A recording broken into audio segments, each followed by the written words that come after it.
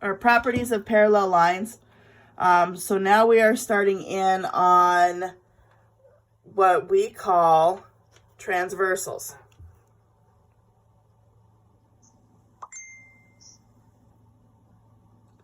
And what a transversal is it's a line that crosses through two parallel lines.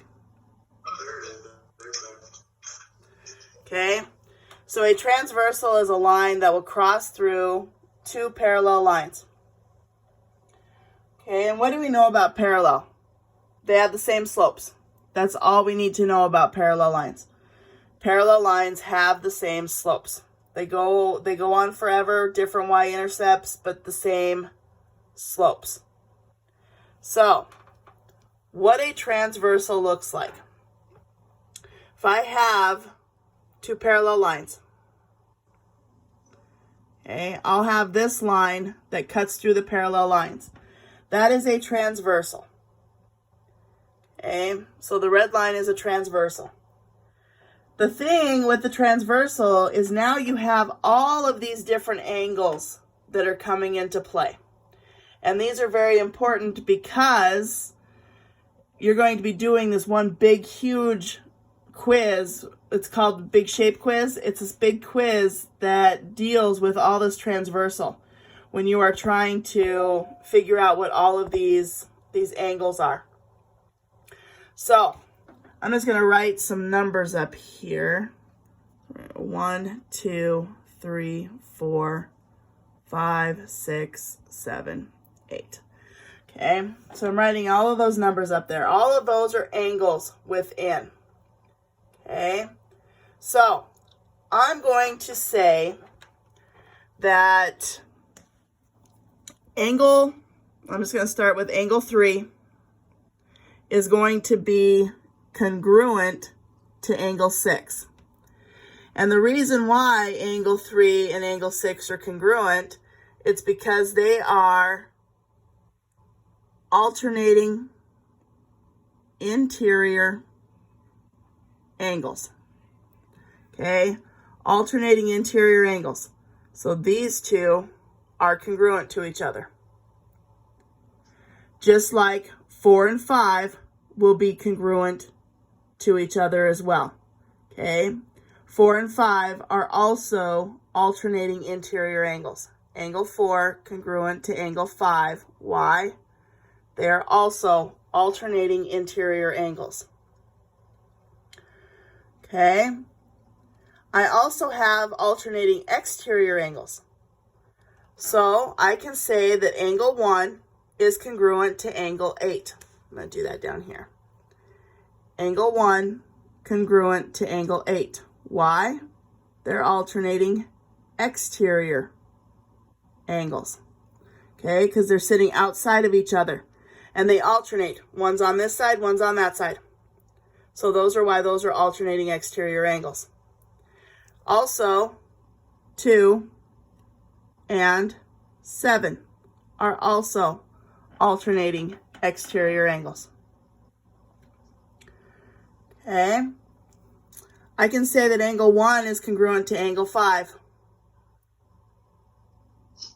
These are what we call corresponding angles. Okay, angle 1 congruent to angle 5, corresponding angles. And we have 4 pairs of corresponding angles that will be congruent. Angle 1 to 5, because one's outside, one's inside on the same side. That's how you determine what's corresponding. 2 and 6.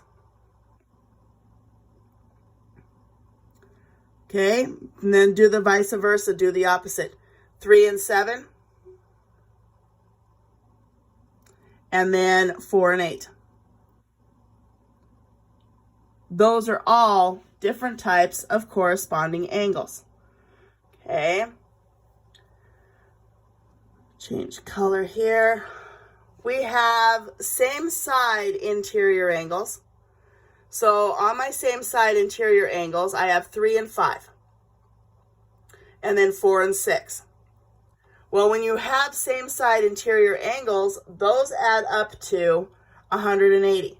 So I'm just going to put that up here, that angle 3 plus angle 5 would equal 180. 4 plus 6 also equals 180. Why? Same side interior angles. And same with the exterior. I have 1 and 7, 2 and 8.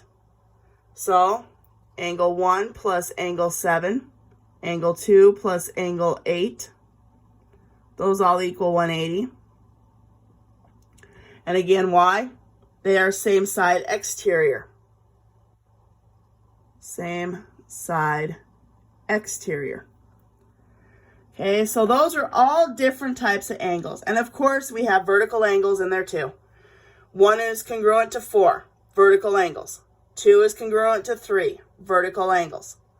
Okay, 5 is congruent to 8, 6 is congruent to 7.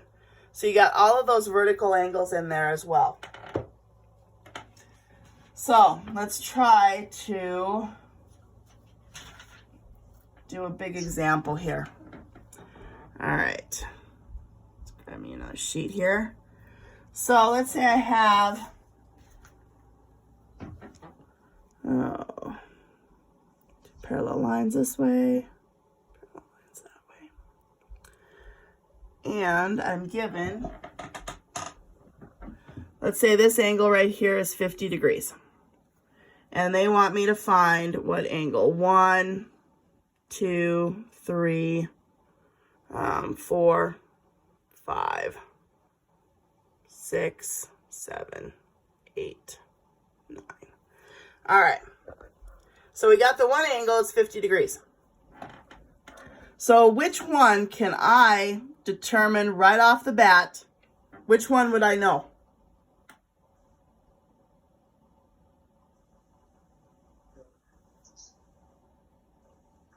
Angle 1, those are vertical angles. So angle 1 would have to equal 50 degrees. Okay, so that would make this one here 50 degrees. I know that those are adjacent angles. Okay, so I know that they have to add up to 180. And if they're adding up to 180, what's 50 minus 180? 130. So that makes this 130 degrees. Well, if that's 130, then that's 130.